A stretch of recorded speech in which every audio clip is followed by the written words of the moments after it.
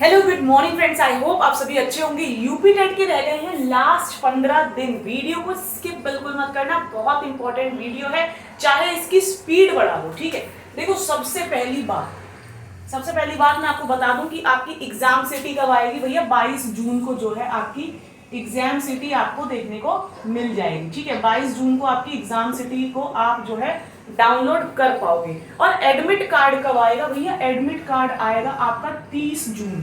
30 जून को आपका क्या आ जाएगा? Admit card. तो पहली इंपॉर्टेंट चीज हो गई आपकी ये वाली। ये दोनों ही चीजें याद रखना जिससे कि आप अपनी एग्जाम सिटी देख सको 22 जून को, और 30 जून को आप अपना जो है एडमिट कार्ड जो है वो देख पाओ, उसको डाउनलोड कर देना। ठीक है, 30 जून को अपना एडमिट कार्ड जो है डाउनलोड कर लेना। अब बात करते हैं कि भैया ये जो 15 दिन बचे हैं ना लास्ट के, ये जो लास्ट के 15 दिन बचे हैं, इसमें हमें क्या क्या चीजें करनी है, क्या चीजें नहीं करनी है, ध्यान से सुनना। 30 जून को अपना एडमिट कार्ड डाउनलोड कर लेना और अपने सेंटर को एक बार जो है गूगल मैप पे देख लेना, और अगर घर के पास हो तो एक बार विजिट भी कराना। ठीक है, देखो ये लास्ट 15 दिन में सबसे इंपॉर्टेंट चीज जो आपको करनी है, previous year question papers, PYQ, ये बहुत जरूरी है। ये बहुत जरूरी है, चाहे आप किसी की भी स्ट्रैटेजी देख लो, चाहे बड़े से बड़ा चैनल ले लो जो 50 लाख सब्सक्राइबर हैं, चाहे 70 लाख सब्सक्राइबर हैं, सारे के सारे एक ही चीज बताएंगे कि प्रीवियस ईयर क्वेश्चन करना बहुत ज्यादा इंपॉर्टेंट है। तो यूपी टेट के बहुत ज्यादा प्रीवियस ईयर क्वेश्चन पेपर्स हैं ही नहीं, 7 से 8 बार ये मुश्किल से हुआ है, क्योंकि ये हर साल नहीं होता है। ठीक है, तो प्रीवियस ईयर क्वेश्चन पेपर्स निकालने के बाद आप लोग जो है मॉक टेस्ट लगा सकते हो। ठीक है, अगर आप प्रीवियस ईयर क्वेश्चन पेपर सारे के सारे कर चुके हो तो उसके बाद ही आप जो है मॉक टेस्ट या फिर आप अपने प्रैक्टिस सेट लगाओ। ठीक है, अगर आपने ये वाला स्टेप कर लिया है। ठीक है, पहली इंपॉर्टेंट चीज आपकी यही है कि प्रीवियस ईयर क्वेश्चन पेपर्स जरूर कर लेना। दूसरी इंपॉर्टेंट चीज क्या है भैया? दूसरी इंपॉर्टेंट चीज है कि पेपर आपका ना मैनुअल है, OMR शीट पर है, तो आपको OMR शीट का प्रिंट निकलवाना है और उस पर प्रैक्टिस करनी है। OMR शीट पर प्रैक्टिस करेंगे सभी स्टूडेंट्स, OMR शीट पर जरूर प्रैक्टिस करेंगे। देखो जितने भी सीटेट के स्टूडेंट्स यहाँ से क्वालिफाई हुए ना, इतने बहुत ही सिंसियर बच्चे थे। एक बच्ची तो मुझे डेली अपना जो है 1 महीने पहले उसने जो है तैयारी ढंग से शुरू करी थी, और उसने 15 दिन पहले से मुझे OMR शीट पर अपनी प्रैक्टिस कर करके नंबर भेजे। पहले 85, फिर उसका स्कोर बढ़ता गया 90, 95, 100 तक का स्कोर हो गया उसका, तब जाके उसका स्कोर अटक गया था। ठीक है, तो भी मैंने उसको कुछ टिप्स दिए थे कि अब आप एनालाइज करो कि कहाँ मिस्टेक हो रही है, और उसके जो है बहुत ही अच्छे नंबर आए हैं सीटेट में। ठीक, तो ऐसे ही आपको मैं बता रही हूँ कि भैया मैनुअल पेपर है, OMR शीट पे प्रैक्टिस करके जरूर जाना। ऐसा ना हो कि आप एग्जाम हॉल में बैठे हो और वहां पे आपसे OMR शीट के अंदर गोले भरने में मिस्टेक हो रही है। ठीक है, इस तरीके से आपको 4 ऑप्शन दिए जाते हैं ना OMR शीट में, तो भैया ये तो कतई मत करना कि एक बार इसे भरा फिर नहीं ये नहीं है, इसको क्रॉस कर दिया और ये कर दिया।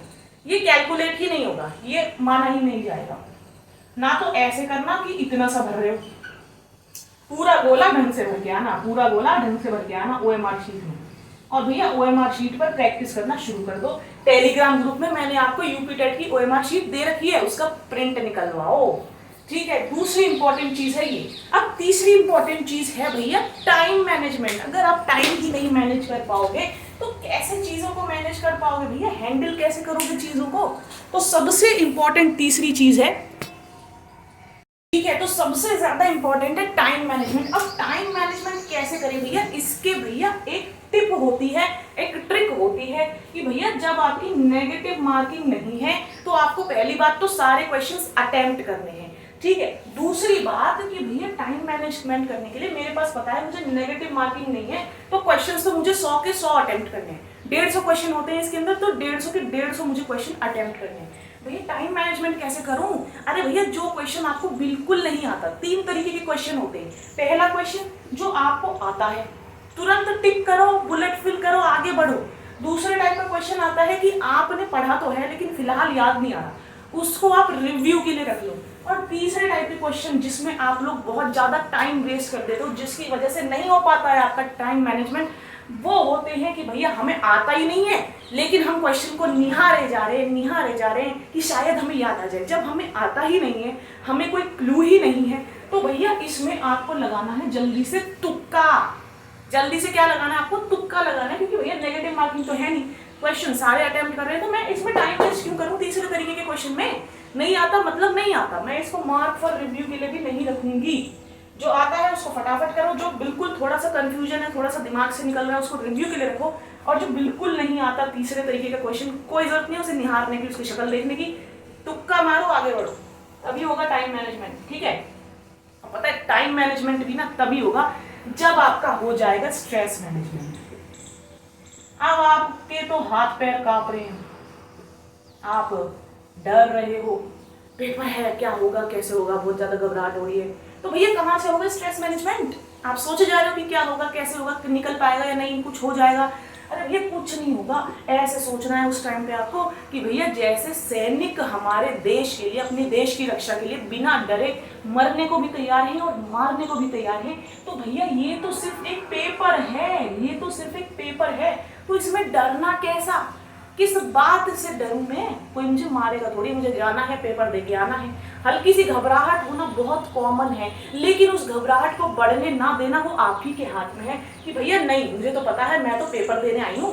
अरे हमारे देश के सैनिक हमारे लिए बॉर्डर पे हमारी सुरक्षा के लिए अपनी जान की परवाह किए बिना वो खड़े हैं वहाँ, धूप में, बरसात में, रेगिस्तान में, कड़ी बर्फबारी में, पता नहीं कहाँ कहाँ, तो भैया मैं पेपर नहीं दे सकती बिना डरे? ये कौन सी बात है?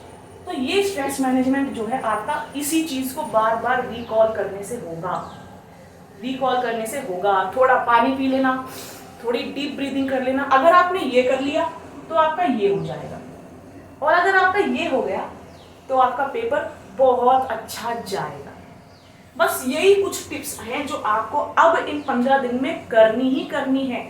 सबसे पहले जितने हो सके प्रीवियस ईयर क्वेश्चन पेपर्स तो सारे लगा डालो, ठीक है, कॉन्सेप्ट्स को अच्छे से क्लियर करो। अगर जो स्कोर अटक रहा है तो उसमें गलतियों को एनालाइज करो कि कोई कॉन्सेप्ट अगर बार बार गलत हो रहा है तो अपने कॉन्सेप्ट को पहले अच्छे से क्लियर करो, कॉन्सेप्ट को क्लियर करते चलो, ठीक है। दूसरी चीज कि भैया मैनुअल पेपर है, OMR शीट पर प्रैक्टिस करनी ही पड़ेगी, करनी ही पड़ेगी आपको। टाइम मैनेजमेंट, 3 तरीके के क्वेश्चन, जो आता है तुरंत टेक, जो थोड़ा बहुत डाउट है उसको रिव्यू के लिए रखो, जो बिल्कुल नहीं आता तुक्का मारो, आगे बढ़ो। स्ट्रेस मैनेजमेंट बहुत जरूरी है, ये हो जाएगा तो ये हो जाएगा, ये हो जाएगा तो आपका पूरा पेपर एकदम बढ़िया चकाचक हो जाएगा, ठीक है। तो भैया ये सारी चीजें आपको मैंने बता दी हैं। यूपी टेट में रह रहे हैं 15 दिन, टाइम क्या वेस्ट कर रहे हो भैया, जल्दी से जाओ और पढ़ाई करो, ठीक है। वीडियो अच्छा लगा तो चैनल को सब्सक्राइब कर देना। Bye bye, take care, have a good day, stay happy and blessed.